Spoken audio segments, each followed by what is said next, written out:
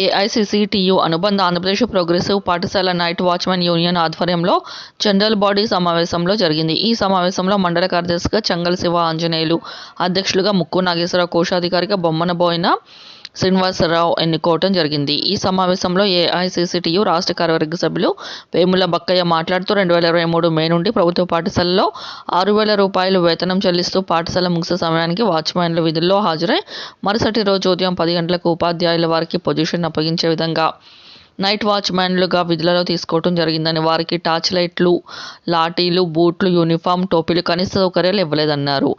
నెల వేతనాలు చెల్లించాలని, ప్రభుత్వ ఉద్యోగులుగా గుర్తింపు కార్డులు ఇవ్వాలని, 26,000 రూపాయలు వేతనాలు చెల్లించాలని, నెలకు 2 సెలవులు ఇవ్వాలని, పీఎఫ్, ఈఎస్ఐ సౌకర్యాలు కల్పించాలని, గ్రాట్యుటీ ఇవ్వాలని, ఉద్యోగ విరమణ తర్వాత 10,000 రూపాయల పెన్షన్ ఇవ్వాలని, రిటైర్మెంట్ బెనిఫిట్స్ అమలు జరపాలని డిమాండ్ చేశారు. ఈ కార్యక్రమంలో అఖిల భారత ప్రగతిశీల మహిళా సంఘం మండల కమిటీ సభ్యురాలు పల్లి పాము భవానీ, యూనియన్ సభ్యులు పాముల కృష్ణ, కొవ్వూరు యేసుబాబు, ఏసేపు, వెంకటేశ్వరరావు తదితరులు పాల్గొన్నారు.